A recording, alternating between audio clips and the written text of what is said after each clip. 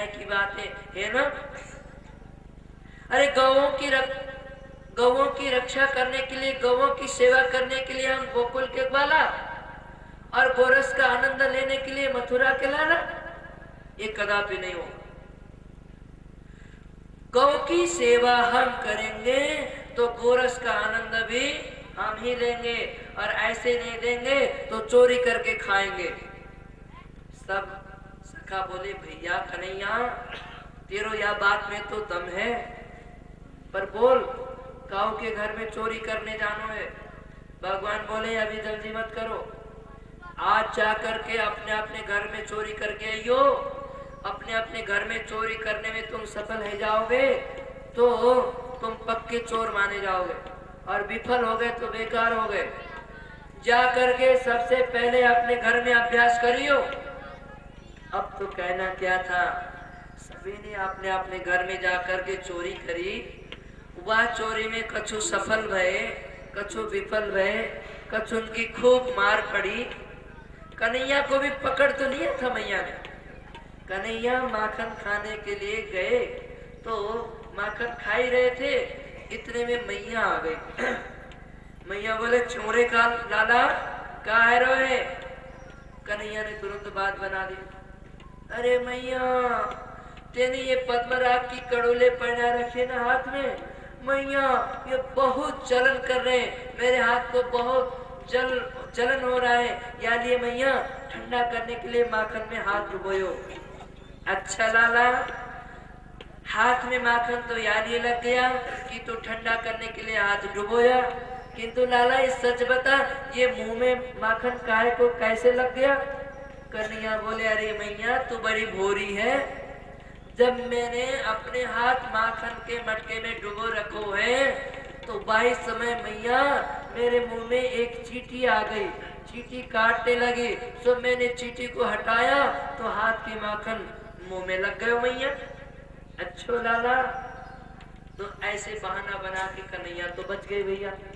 मधु अब दूसरे दिन सब सखा इकट्ठा भय, सबने अपने आप ऊपर जो बीती है, अपने अपने ऊपर जो घटना हुई वो सुनाए। मधुमंगल बोलो अरे कन्हैया जन्म जन्मों में पहली बार चोरी करी भैया, मैया ने तो पकड़ के ऐसे मार लगाई कि मेरी पीठ ही लाल कर दे भैया। भगवान बोले चारे दारी की, अरे पहली बार चोरी करो और पीठ की ओर आ गए हो।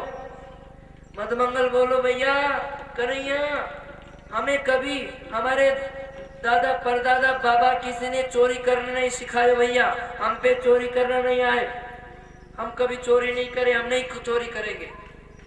भगवान बोले तो चिंता क्यों करते हो, हम है ना गुरुदेव बैठे, हम गुरुजी बैठे, हम तुमको सिखाएंगे चोरी करने के लिए और तुम्हें चोरी करने में परफेक्ट कर देंगे।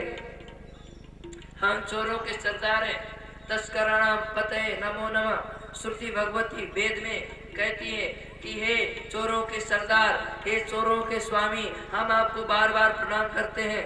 ये तो चोर जन्मों जन्मांतर का है। तस्कराणाम पतये नमो नमः। भगवान बोले तुम चिंता मत करो, मैं चोरी करने सिखाऊंगा, आ जाओ मेरे मंडली में भर्ती है जाओ। आज से यह मंडली को नाम रहेगा बाल गोपाल चौर्य विद्या प्रचार मंडल। बाल गोपाल चौर्य विद्या क्या प्रचार मंडल। हम चौर्य विद्या का प्रचार करेंगे, हम आपको चोरी करने में परफेक्ट कर देंगे।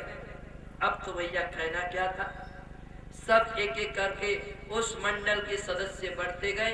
अब देखो जिस मंडल के महामंडलेश्वर जी महाराज, बोलो जय श्री कृष्ण। कौन है महामंडलेश्वर जी महाराज? श्री कृष्णचंद्र, श्री कृष्णचंद्र यदुराज। आज महामंडलेश्वर महाराज जो है ना, उनकी उम्र कितनी जानते हो? 4-5 साल की है। जिस मंडल के महामंडलेश्वर केवल 4-5 साल के हो, उस मंडल के सदस्यों की उम्र कितनी होगी? 2 साल 3 साल, इससे ज्यादा तो है नहीं। अब तो एक एक करके सदस्य बढ़ने लगे, एक एक करके जो है ना सदस्य बहुत बढ़ गए और कन्हैया के द्वारा ब्रज में उत्पात होने लग गए। घर घर में कन्हैया माखन चोरी करने के लिए जाने लगे। क्यों? क्योंकि गोपियों की इच्छा होती कन्हैया को माँ यशोदा की स्तनपान करते हुए देख करके, अरे मेरे लाला, ये लाला कन्हैया मेरे घर में भी आता और मेरा भी घर में कूदता खेलता, मेरे घर को माखन खाता, हमको दर्शन नहीं होते। भगवान ने सोचा कि अब इन ब्रजबामाओं को हम इनके ही घर में जा करके दर्शन देंगे। इसलिए बहाना ढूंढी माखन चोरी का और भगवान के द्वारा बड़ा ही उत्पात होने लग गया। नट खट नंद किशोर माखन खा गयो माखन